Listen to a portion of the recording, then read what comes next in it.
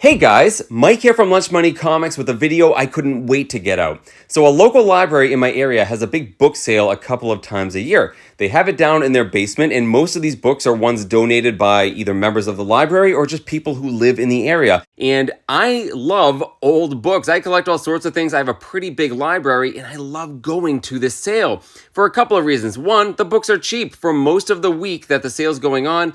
Hardcovers are $2, soft covers are $1, and magazines and things like that are 50 cents. And on the last day, everything is half price. And I've had some great luck finding not only books for reading material, but also rare first edition books and things like that. But in the last couple of years, I've also gone for comic books. Yeah, sometimes you can find comic books there, and this time was no different. I found these in the kids section. It can be pretty hit or miss, guys. I've done several videos actually on this place where I found some interesting modern books, but nothing really good. And honestly, I didn't expect to find that much this time.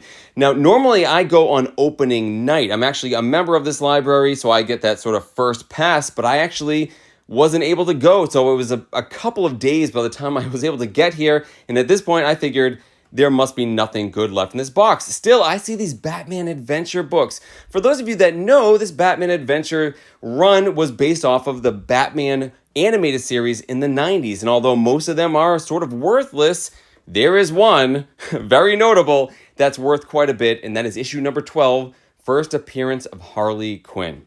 Now, like I said, this sale had been going on for a few days at this point. My hopes were low, but still, you might find something good in here, right, guys? These were 50 cents each. Even if I don't find anything great, I was excited just to have some new reading material. Still, as I'm getting towards the back of the box, my hopes of finding something good was starting to wane. There were some X-Men books, there were some older classic books, and then this happened.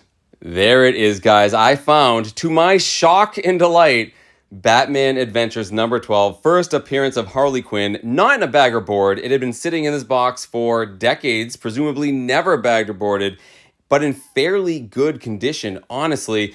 My heart was pounding at this point. My adrenaline was spiked. I was super excited, but I also resolved to go through the rest of this box just in case there was something good in the last 10 or so. Either way, guys, I decided to get a good bundle of these books for 50 cents each. There's enough cool stuff here. I was happy to bring them home. Honestly, though, I kept looking over at that first Harley Quinn. I just couldn't believe that this book was just hanging out in the basement of a library. And then I looked down and noticed even more comic books sort of spread out all over the table that I hadn't even noticed at first. Now, I don't know if this came from a different donor or a collection, but it was a pretty eclectic mix. There were a few books that were in bags and boards. Most of them were not. And honestly, guys, I wasn't that interested in most of the ones on the table, either because they were in terrible shape or they were simply titles that I'm not interested in. So I ended up passing on most of these. But the important part is this, guys. There were two comics that had bags and boards, and that's important because this Batman Adventures 12 should have been in one. So sorry to Power Man and Iron Fist, but first Harley Quinn gets precedence. Had to put it in the bag and board to protect it. I was absolutely stoked, guys. I actually ended up leaving a lot of books. I sort of sorted them for the next person. Maybe a kid will pick them up. But for now, I took my big stack of comics and decided to check out the rest of the sale. Now, for hardcover books, I'll definitely be going back on the last day of the sale when everything's cheaper. But I want to check out the magazines real quick because sometimes you can find comic books in larger format ones mixed in. I also checked out the really little kids section because the people that work this sale, they just do their best in terms of sorting things where they think they belong. Sometimes they see a superhero or a comic book and it ends up here. I didn't find anything in this room or in the magazines. However, on my way out, right next to the cashier, I saw these Beetlejuice comics that had been pulled aside and priced up. Clearly, someone had gone through things and put a cost on them, but they missed a pretty big one. Still, I ended up with a pretty good stack of comics, guys. Let's go home. I'll show you what I got. Crazy. So yeah, that just happened. It's funny, in my last video, I mentioned how lately I haven't had a ton of luck finding comic books in those strange and unusual places like flea markets and yard sales. I would certainly classify a book sale in the basement of a library as an unusual place. But in that video, I said, the key to, success in finding books in those strange places is just to keep at it. Just be persistent. Keep going to those places. And in fact, the more unusual, sometimes the better because people don't think to look there. Sure enough, I recorded that video and the very next day, this happens. And it's actually not the first time this has happened. A while back on the channel, I did a video where I went to a whole bunch of antique stores. I didn't find anything good. Basically tried inspiring everyone with those same words, just keep at it. And a few days later, I got an amazing comic book at an antique shop. Just goes to show, guys, you got to be persistent. You got to keep looking, and eventually good things will happen. Pretty awesome. But before we get to the really, really good book, I got 40 other comic books at a great price. I definitely want to show those ones off first. So before I do, if you want to support the channel, hit that like button, throw me a comment, and if you're on Instagram, make sure you follow me there under Lunch Money Comics IG. All right, let's go through these comics real quick before we get to the amazing one. First up, we have a couple of classics illustrated. We have The Gold Bug and Other Short Stories. So these classics illustrated were comic adaptations of classic works of literature. This one is all stories by Edgar Allan Poe. We have The Gold Bug, which is a story I loved as a kid. It's, a pirate hunting treasure. There's some code breaking in it.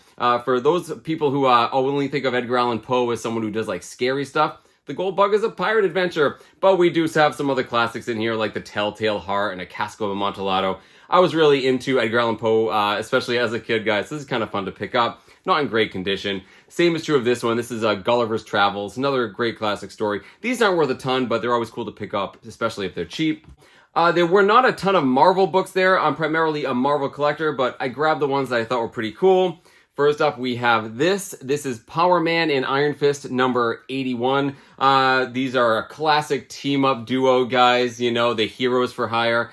Pretty cool book. Happy to grab it. Speaking of Heroes for Hire, I also found this one. It's a modern book. This one features the Daughters of the Dragon. We got Black Cat there as well. Just a cool book. We have a couple of Captain Americas here. This is Captain America, The Heroic Age. We have issues 608 and 609. I don't know anything about these, but I will definitely check them out. You see, I haven't bagged or boarded any of these. We have Tony Stark is Iron Man, number 56. I don't know. Pretty cool Iron Man comic. It appears to be more oriented towards kids. Then we have some early 2000s Fantastic Four. This is issue number 39. There were not a ton of X-Men books. X-Men are my favorite. I did find a couple I had to pick up. We have this one, Classic X-Men number 15. Couple things going for this. These classic X-Men books were reprintings of older X-Men books. This is a reprinting of issue, I believe, 108, which was the first Chris Claremont and John Byrne collaboration. So it's a great read, part of the Phoenix Saga, not the Dark Phoenix Saga yet. Very cool. And also we have a great Art Adams cover right there. Awesome. Oh, we have Corsair on the back. Neat. We have a more modern X-Men book. This is X-Men Curse of the Mutants number 1. This is a series from like 2010, 2011. Basically the X-Men versus vampires. So, that's going to be fun. This one's actually quite interesting. This is Rocket Raccoon number 1. This is a Loot Crate variant showing Rocket with Thanos. I don't know much about this, but a little bit slightly rarer book, I believe. And that's it for the Marvel ones, guys. There was a ton of DC, as you saw, so let's jump into those. And actually, most of those DC were Batman titles. So we have a whole bunch of detective comics. These are all from the 90s. 1991, we have number 626. We have number 636. We have number 637. Again, I don't know if any of these are key issues. I seriously doubt it. And then we have an annual, Detective Comics number 4. Not bad. And then we have the proper Batman title. We have Batman number 491. Great cover. I'm not sure who did this one. Features the Joker on there. I believe this is a prelude to Nightfall. Speaking of Nightfall, here you go. We have a whole bunch of those. We have Batman number 494. We have number 496, 499. No issue 500, unfortunately. Jumps up to 505, 507, and 486. I got out of order there. I think this is the first appearance of this guy, Metalhead, who's kind of like a spiky guy with a spiky tail or something. I don't know. I don't know anything about Metalhead. Let me know down in the comments if you do. We have 506. And then we have a couple of issues here. Batman Cacophony. Batman number 1. So this is Kevin Smith. Pretty cool. And we have issue number 3. So it's a 3-part series. I have 2 of them. I did not see the second one. Maybe I did and I missed it. That's pretty cool. So that was all of the regular comic books. Again, I don't know if there were necessarily any keys in there. I don't think so, but I was happy to pick them up for 50 cents each, guys. But now we get to the Batman adventures, and I have a whole bunch of those. Like I said in the voiceover, There's really only a couple of these that you want to look for. The first issue, certainly, and then issue number 12. But they're pretty cool. For those of us who grew up in the 90s and were a big fan of the Batman animated series, and it was awesome. These are pretty cool. You know, these are the comic adaptations of that cartoon. So not in continuity or not in canon with the main DC universe, but still kind of fun. So we have issue number 6, issue number 7. Actually, we have most of the run here, guys. 8. Skip a few. Great cover on 11. Batman and Man-Bat. Pretty neat. Number 15. 17. Can't go wrong with Batman on a horse. This is a great cover here. Number 18. We have number 19. Great Scarecrow cover. It's close to Halloween right now. 20. Another great Halloweenish looking cover. This is 21.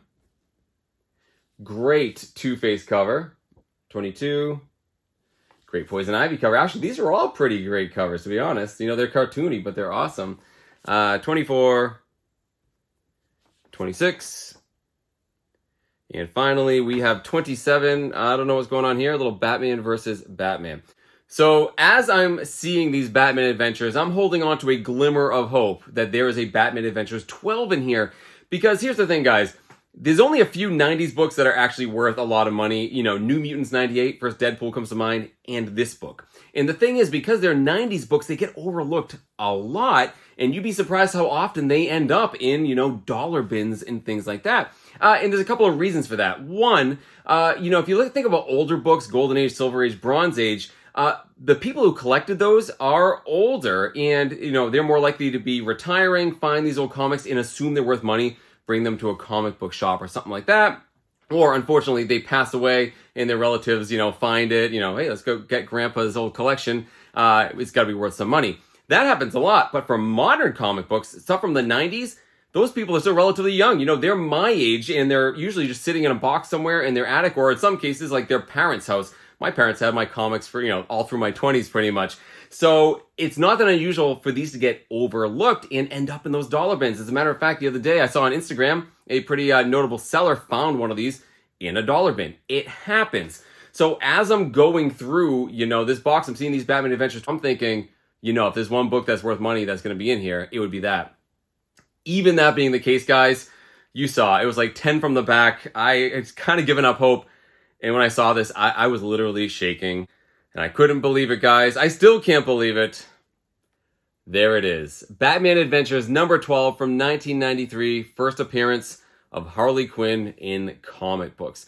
Of course, she was a creation just for the cartoon, sort of a female equivalent of the Joker, but she had such a fun, plucky personality. People liked her so much, she eventually crossed over into the main DC continuity, became part of the actual canon storytelling of DC Comics. And of course, over the subsequent decades, her popularity has skyrocketed. She even appears in movies, most notably played by Margot Robbie, and then most recently by Lady Gaga in the much maligned Joker number 2. But she is definitely one of the most popular characters from the 90s, and also her first appearance is one of the most expensive. So let's talk about this book for a quick second. First and foremost, remember when this is from the early 1990s, during that time of the boom and the bust. Comic books were notoriously overprinted and overproduced, but this book's a little bit different, right? 1993, we're getting close to that bust there. Not only that, because it's an adaptation of the cartoon, depending on the source, guys, these didn't have a super high print run, at least relative to other 90s books. Some sources say there were between 40,000 and 60,000 copies of this book. Again, not an insignificant amount, but not a ton either. But on top of that, you will notice this is a newsstand. So a newsstand comic in this, guys, I don't know what percentage of those, 50,000 or so were newsstands, but it can't be a lot. And because of that, again, this book is worth a little bit more money. Let's talk condition really quick. You saw it come out of that box, guys. I'm pretty sure this has never been bagged and boarded. I think for 30 plus years, it's just been laying there like that, which means all things considered, I can't believe the condition this is in. There's no big color breaks or creases to speak of whatsoever. There's a little bit of white right there, almost like someone, I'm going to drop something on it, like a quarter or something, but that's the only color break on it. There is some foreign substance on it. It might just be dust. I think it just needs a clean and a press to be sure. I'm always wary about cleaning modern books, especially the ones from the 90s, because they were worse paper quality. They were making so many of them, and sometimes you get a little color lift. Still, I'm going to send this over to Comic Spa to see what he can do with it. Conservatively, guys, I think this is a 7.75.